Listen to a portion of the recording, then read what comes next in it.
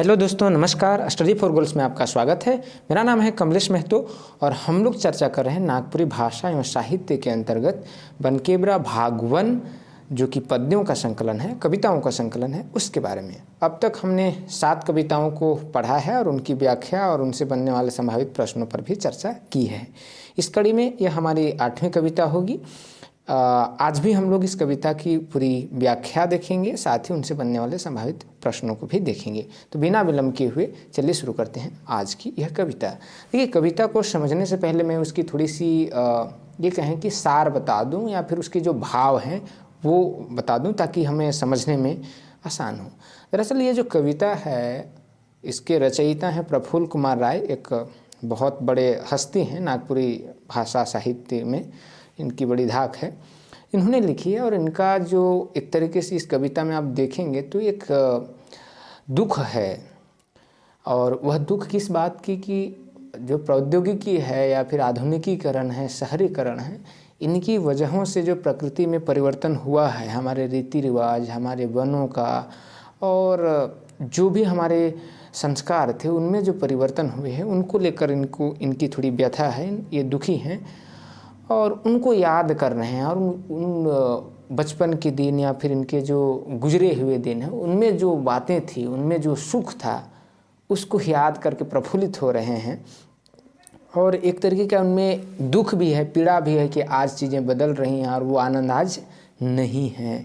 तो कुल मिलाकर यह जो कविता है बचपन में बिताए गए खुशहाल और खुशनुमा लम्हों की यादें हैं और एक दर्द भी साथ में, कसक भी कि अब वो नहीं रहे, है ना। तो एक मेलांकोलिक, एक कह सकते हैं पेन है, एक नॉस्टैल्जिया टाइप से है, एक क्लेश है, दुख है, ऐसा कुछ। चलिए एक एक पंक्ति से हम इसको समझने की कोशिश करते हैं। रिंगचिंगिया कविता का नाम है और इसके कवि हैं प्रफुल्ल कुमार राय।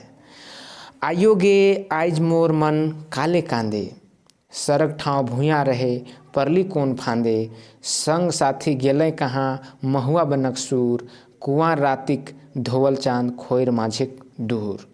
तो आयो गे मतलब आयो कहते हैं नागपुरी में दादी को। तो आयो से ये कवि बात करते हुए, संबोधित करते हुए कहते हैं कि आयो गे आज मोर मन काले कांदा थे, मतलब आज मेरा मन क्यों रो रहा है, क्यों दुखी है। सरग ठाव भूया रहे, हर तरफ भूया रहे। यहाँ भूया का तात्पर्य खुले जगह से है, हर तरफ खुला खुला जगह था। परली कौन फांदे, लेकिन आज कंक्रीट के जंगलों से या फिर बहुत सारे निर्माण से क्या हो गया कि हम बंध गए हैं। हम बहुत दूर नहीं जिधर देखते हैं उधर कंक्रीट के जंगल दिखते हैं और फैक्ट्री दिखते हैं, तो उससे कह रहे हैं कि हम बंध गए हैं। संग साथी कहाँ गेले कहाँ, जो हमारे दोस्त थे, यार थे, वो कहाँ चले गए। आज चूँकि अगर सरग ठाव भूया नहीं है तो खेलने के लिए वो दोस्त भी नहीं है, है ना। तो वो उसकी एक दर्द है इसमें, इन पंक्तियों में। महुआ बनकसूर, और वो जो महुआ का पेड़ होते थे, वो वन महुआ का जो होता था, और हवाएं जब चलती थी उससे एक सूर जो बजती थी, एक धुंध जो बजती थी, वो कहाँ है। कुआं राती की धोवल चांद खोयर माझिकता धूर, मतलब वो जो चांद जब निकलती थी, चांदनी रात होती थी। कुआं राती कहने का मतलब वो जो चांद शुक्ल पक्ष में जब चांद निकलती थी, उस रात को हम जब उस खोयर में, खोयर कहते हैं मुख्य जगह जहाँ पर गांव के लोग बैठते थे, सभा होती थी और कुछ मुद्दों पर बातचीत होते थे, कई मनोरंजन के भी काम होते थे, उस जगह को खोयर कहते हैं। तो वो जो शुक्ल पक्ष चांदनी रात होती थी उस समय जब वो जो बैठते थे और वहाँ की धूल से एक तरीके का प्रतीक है, तो वो कहाँ गया, उसका आनंद कहाँ है। तो ये बात हुई इसमें। अगली पंक्ति को हम देखते हैं। सांझ बिहान पीपर गछे कतई चेरे बेरे, फुलसुंदरी बेरा सब गेले कहाँ, गेले कतई दूरे, करम टोली में मांदर बाजतक धातिंग तांग दंग, भिनसरिया मुर्गा कर कुकरे चौबांग। इनमें भी बड़े अच्छे प्रतीकों का प्रयोग है। सांझ बिहान पीपर गछे कतई चेरे बेरे, सुबह शाम पीपल के पेड़ में कितना चेरे बेरे अर्थात चिड़ियों का चहचहाट होती थी। फुलसुंदरी बेरा सब गेले कहाँ कतई दूरे। अब फिर वो जो जैसे सांझ हो मतलब कि सुबह होती थी और मतलब सुबह के बाद जैसे चरेबेरे की बात होती थी, उसके तुरंत बाद वो सब कहाँ चले जाते थे इसका पता नहीं, उड़ जाते थे अपने चारा दाना के चक्कर में, उसकी बात कह रहे हैं। करम टोली में मांदर बाजतक धातिंग तादंग। और करम टोली में आप जानते हैं कर्मा के अवसर पर जो एक नृत्य महोत्सव होता है, एक आनंद होता है, वो कहाँ अब उस तरीके का। भिनसरिया मुर्गा कर कोकरे चोबांग। और भिनसरिया अर्थात वह सुबह का समय लगभग 4 बजे का वो समय जहाँ बहुत रात नहीं होती और सुबह बहुत नज़दीक होती, तो उस काल को भिनसरिया कहते हैं। तो उस समय जो कॉकरेचो जो मुर्गा का होता था बांग अर्थात वो जो डाकता था, वो अब कहाँ उतना, तो उसकी बात कह रहे हैं। अगली पंक्ति में कह रहे हैं कि घाटुक धायर सिकरी जोर तक लील आकाश माझे मनक माझे कतई सूर झनझनाए के बाजे सूरज डूब तक पहाड़ पारे काजन कतई खने कुद फुलती रीझ भैर किलक जने तने। एक और कह सकते हैं कि प्रतीक और एक चित्रण है कि घाटों को धायर एक चिड़िया होती है जो अगर आप देखे होंगे तो आकाश में शाम के समय खास करके वो सब सांझ के समय जब चिड़िया अपने घर को लौटते हैं तो उस समय घाटों चिड़िया होती है एकदम एक पंक्ति से, मतलब लाइन आप देखेंगे कि एकदम पंक्ति वो सब ऐसे लगता है कि वो सब सिकड़ी से जुड़ी हुई।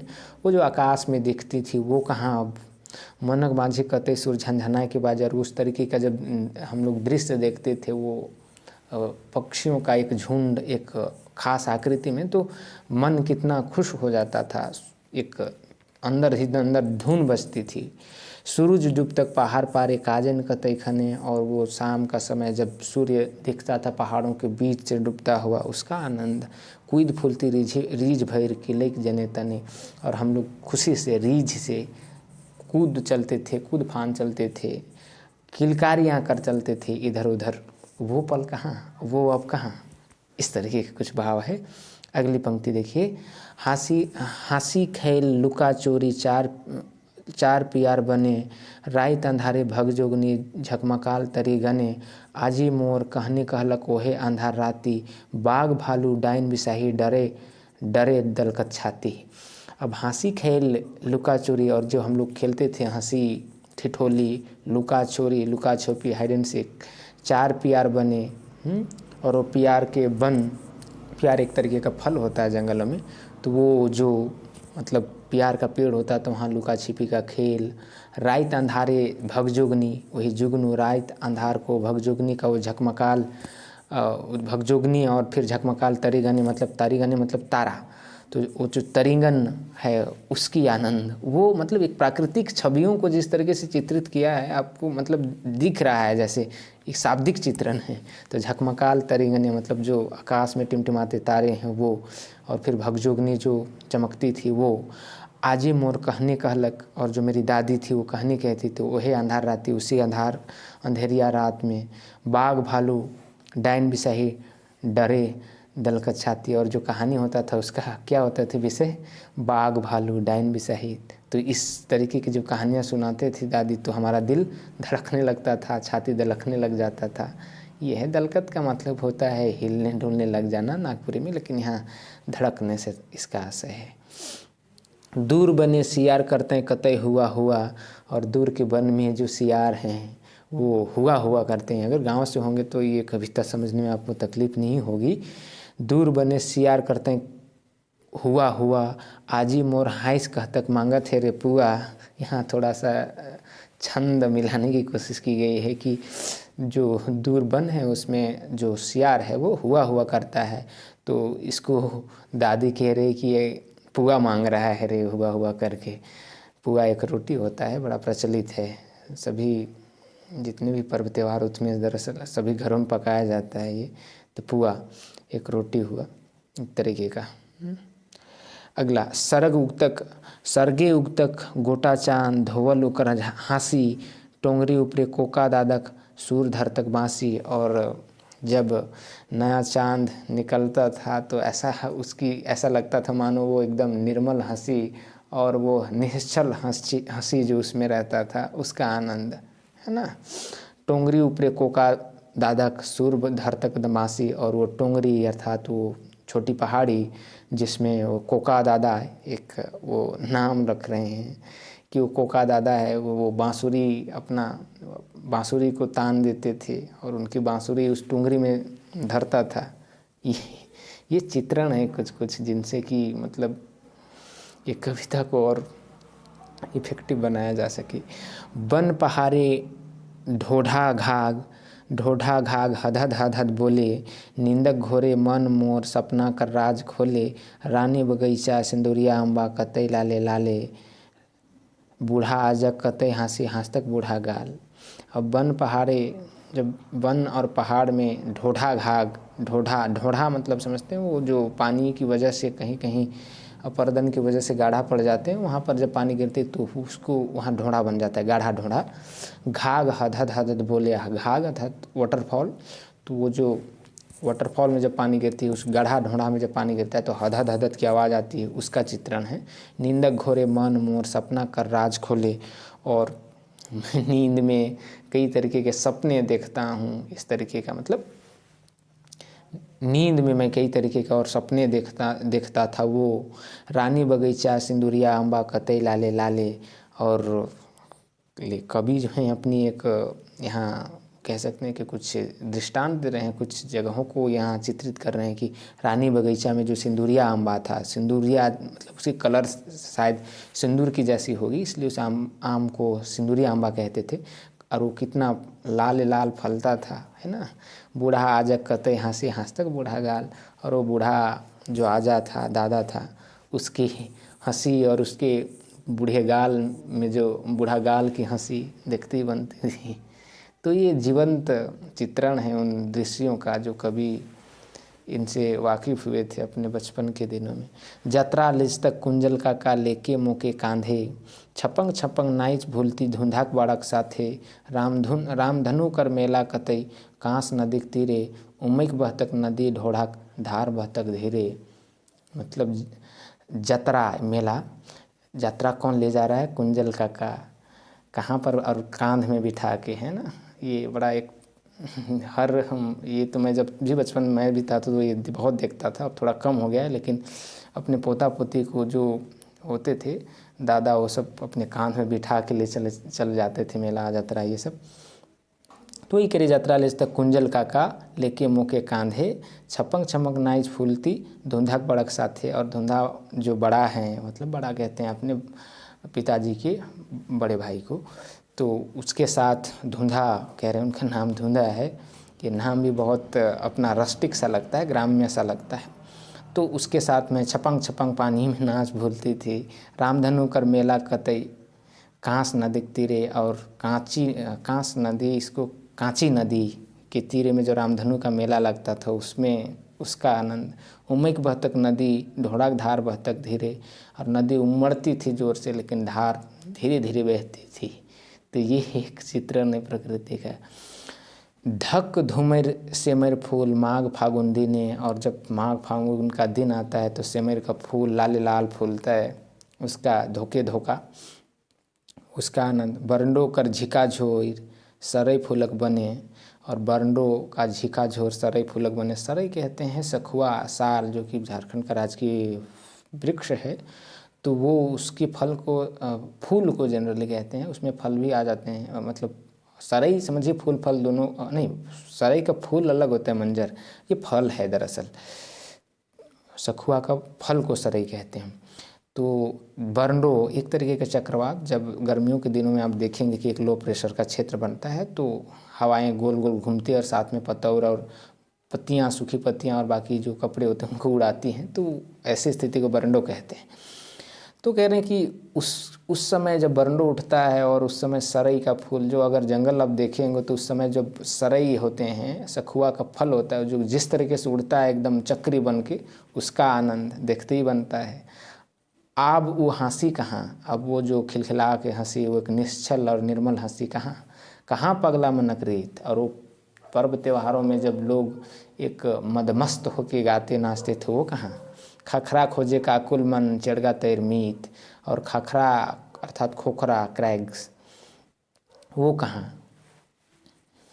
अब कहाँ उसको खोजने को लेकर जो दीपावली की अमावस्या और बाकी त्योहारों में जो जाते थे एक आनंदित होकर, मतलब बड़े जोश में, वो वाला अब कहाँ है वो व्याकुल मन और चिड़गा तैर मीत, और कोई दोस्त जो होता था चिड़गा जैसा, वो कहाँ। खोपे खोप खोपे खोप बद्रिक धुंध उधियाल मातल चले। और खोपे खोप जैसे जो बादल होता है ना, तो अपने एक तरीके का धोखा समझिए, एक खोपा जैसा होता है ना एक खोप में, तो कह रहा कि जो बद्री का धुंध है, बादल का धुंध है, उधियाल मातल चले, इधर उधर हवाएं जब चलती हैं तो मातल जैसा चलता है। फिर यहाँ कहता है जिंदगी तो बद्री माए तिले तिले गले, आइज कतई दूर आले और कहाँ और जाब कहाँ, से दिन कर रिंग चिंगिया पेपला पाव कहाँ। देखिए आखिरी पंक्ति बहुत मतलब कह सकते हैं कि सारगर्भित है, इसमें बहुत बड़ा अर्थ समझा है और मुझे लगता है बड़ी फिलॉसफी देकर जा रही है पंक्ति। खोपे कोप बदरी धुंध उधियाल मातल चले, वो जो बदली बादल के धुंध है, बादल के खोपे हैं, वो हवाओं की वजह से इधर उधर चल रहे हैं, इधर उधर उधिया रहे हैं।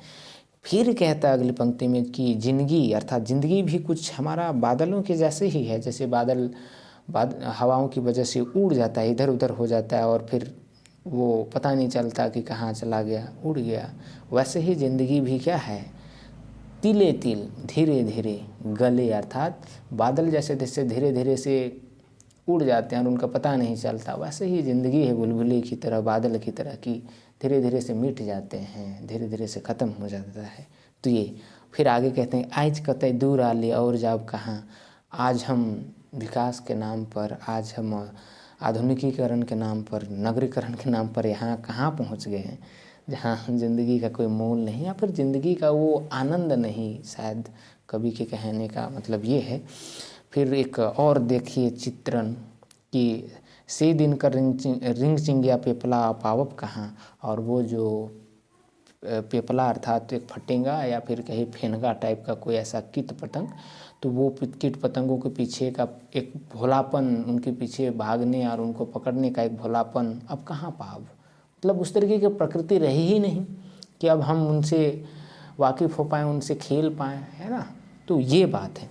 तो अगर आप पूरी इनकी सार मुझे पूछेंगे तो यही है कि कवि का जो जीवन है या फिर कोई भी एक छोटा नागपुर समाज में रहा हुआ व्यक्ति है और जंगलों से थोड़ा वाकिफ़ है, झारखंड की सभ्यता संस्कृति से वाकिफ़ है, तो वो समझ सकता है कि इसमें किन दृष्टांतों, किन प्रसंगों की इसमें उल्लेख है, और उन प्रसंगों के माध्यम से कुल मिला के कवि यह इनडायरेक्टली अप्रत्यक्ष ढंग से ये कहना चाह रहे हैं कि कैसे आधुनिकीकरण ने, कैसे शहरीकरण ने इन जो एक सहज जीवन था उसको थोड़ा सा बदल दिया, थोड़ा क्या बहुत हद तक बदल दिया है, और हमारा एक स्वाभाविक आनंद जो था बचपन की एक सहज खुशी थी, आनंद थी, खेल कूद और वो जंगलों से जो आनंद थी, वो सब चले गए, कहाँ चले गए, वो कीट पतंग कहाँ चले गए, इन सबों को मतलब एक तरीके से हाँ उजागर करने की कोशिश की है कवि ने। तो ये बात है इस कविता में कुल मिला के। एक दर्द है प्रकृति की बदलाव होने के कारण कवि के मन में, और एक उसको मतलब बचपन के दिनों या अपने गुजरे हुए दिनों को याद करके एक खुशी भी है कि ऐसा होता था। तो ये बात है इस कविता में कुल मिला के। देखिए इसमें कुछ शब्द हैं, फान में परेक मतलब मुसीबत में फंसना, मुसीबत में परेक, खोइर मतलब गांव कर मुद्ध ठाव, मुख्य जगह है ना, जैसा कि बताया जहाँ लोग जनरली सभा या फिर कभी कोई निर्णय वगैरह लेने के लिए बैठते हैं। लील अर्थात नीला, भिनसरिया मुर्गा बोले के बेरा बिहान 4 बजे कर आसपास। बरंडो वही चक्रवात, उमेक मतलब उमड़ कर, हाँ उमड़ के, पेपला मतलब फटिंगा वही कीट पतंग इंसेक्ट। देखिए इनसे सवाल क्या बन सकते हैं। रिंगचिंगिया कविता कर कवि के हैं क्या, ये तो एक बहुत साधारण सवाल है। प्रफुल्ल कुमार राय, ये कविताओं और कवियों का नाम तो याद रखना ही है। रिंगचिंगिया कविता में जिंदगी कर तुलना केकर से करल गे लखे, तो बदरी से, ये एक ठीक सवाल है, ध्यान रखिए कि रिंगचिंगिया कविता में जिंदगी कर तुलना केकर से करल गे लखे, बदरी से। खोपे खोप बदरी बदरिक धुंध उधियाल मातल चले, जिंदगी तो बदरी माए तिले तिले गले। ये ऊपर लिखल कविता कर अंश कौन कविता से लेवल गेलक है। तो अगर आप कविताओं को थोड़ा ध्यान से सुने होंगे तो ध्यान मतलब कि समझ पाएंगे ये रिंगचिंगिया कविता से लेवल गेलक है। कौन कविता में कवि प्रफुल्ल कुमार राय अपन पाछे के दिन याद करके दुखी है। तो मतलब दुखी पाछे कर दिन के याद करके वो मतलब एक तरीके से कहें कि उसको खुश हो रहा है, लेकिन अब जो है वर्तमान स्थिति उसको लेकर दुखी है। तो इस तरीके के सवाल भी पूछे जा सकते हैं। तो रिंगचिंगिया कविता में मतलब प्रफुल्ल कुमार की जो कविता है रिंगचिंगिया, उसमें उन्होंने एक तरीके से अपने बचपन के दिनों को या फिर गुजरे हुए दिनों को याद करके थोड़ा दुख भी होते हैं, और उन दिनों में जब चले जाते हैं तो उन्हें खुशी भी होती है उन दिनों को याद करके। तो ये थी आज की कविता। मुझे जो समझ में आया वो आपके समक्ष रखा है। बाकी आपके सुझाव और आपकी टिप्पणियाँ अपेक्षित हैं। अगर आपको वीडियो अच्छी लगी हो तो लाइक कीजिए और सुझाव के लिए कमेंट कीजिए। धन्यवाद।